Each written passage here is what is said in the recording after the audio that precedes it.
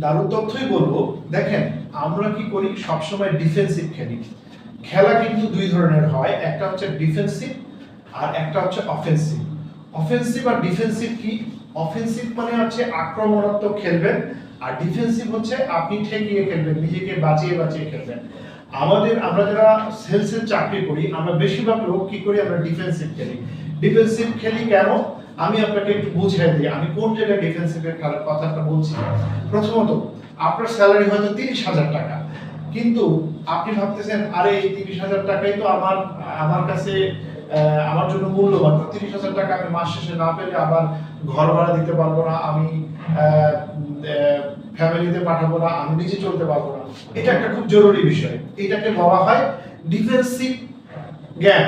আর আপনার offensive game কি? Offensive game বা অফেন্সিভ সেলসম্যান আমি কাকে বলবো? অফেন্সিভ গেমটা হচ্ছে, ধরেন আমার স্যালারি 30,000 টাকা, কিন্তু আমি ভাবতেছি এই 30,000 টাকা আমার স্যালারি, আমার যাতায়াত ভাড়া, এইটা আমি খরচ করে কিভাবে আমি এখান থেকে 30 লাখ টাকা মাসে বের করবো, সেই পরিকল্পনা করা। এইটাকে বলা হয় অফেন্সিভ প্ল্যান। আমাদের যে চারিত্রিক বৈশিষ্ট্য, আমরা যেভাবে প্রাকৃতিকভাবে বেড়ে উঠছি, আমরা মানুষ হিসেবে আমরা সবসময় ডিফেন্সিভ গেম খেলতে পারি। ধরেন এখনকার একটা ছেলেকে যদি বলা হয় যে তোমার স্যালারি 30,000 টাকা, তুমি তুমি ফেসবুকে ক্যাম্পেইন করো, ডিজিটাল মার্কেটিং করো, ও কিন্তু এত সময় করতে চাবে না। ও ভাববে আমার 30,000 টাকা, আরে আমি 10,000 টাকা 15,000 টাকা খরচ করবো, তাহলে আমি খাবো কি? বিকজ অফ এখানে সে সাহসের অভাব। অথচ আপনাকে আমি 100% গ্যারান্টি দেবো, যে ছেলেটার বেতন 30,000 টাকা, সে যদি ইচ্ছা করে এই 30,000 টাকা যদি আরো সে বিভিন্ন প্ল্যাটফর্মে খরচ করে মোর এন্ড মোর ক্লায়েন্ট হান্টিং করে, তাহলে এটা হতে পারে যে প্রতি মাসে সে 4-5 লাখ টাকা খুব ইজিলি ইনকাম করছে। কিন্তু এখন কথা হচ্ছে যে তাহলে আমরা করছি না কেন? করছি না এই কারণে, কারণ আমরা সবসময় মানুষ হিসেবে আমরা ডিফেন্সিভ, আমরা রক্ষণাত্মক ভাবে আমরা নিজেকে রক্ষা করে বেঁচে পাই। আমি একটা বই পড়েছিলাম, সেটা বইটার নাম হচ্ছে eat that frog. Eat that frog বইটাতে এই জিনিসটা খুব ক্লিয়ার করে দেওয়া আছে।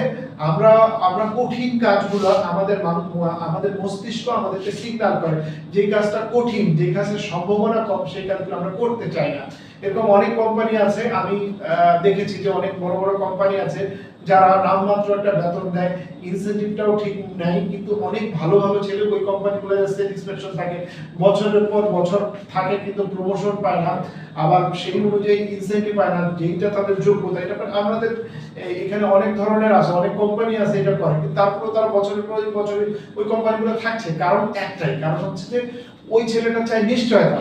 এবার প্রশ্ন হলো, তাহলে নিশ্চয়তা চাওয়া কি অপরাধ? আসলে নিশ্চয়তা চাওয়া অপরাধ না, কিন্তু আপনি আপনাকে কোথায় রাখবেন এটা আপনি ডিসাইড করবেন। আপনি নিশ্চয়তা নিয়ে আপনি এই 30,000 টাকা স্যালারি দিয়ে আজকে থেকে 10 বছর পরে এই স্যালারি দিয়ে 50, 60 হাজার, 70 হাজার হবে, নাকি আপনি চিন্তা করবেন যে আমি 1 বছর চাকরি এক্সপেরিয়েন্স নিয়ে এরপর আমি প্রমোশনালি এগিয়ে গিয়ে আমার 30,000 টাকা স্যালারি হলেও আমি 10 লাখ টাকা ইনকাম করার টার্গেট রাখবো।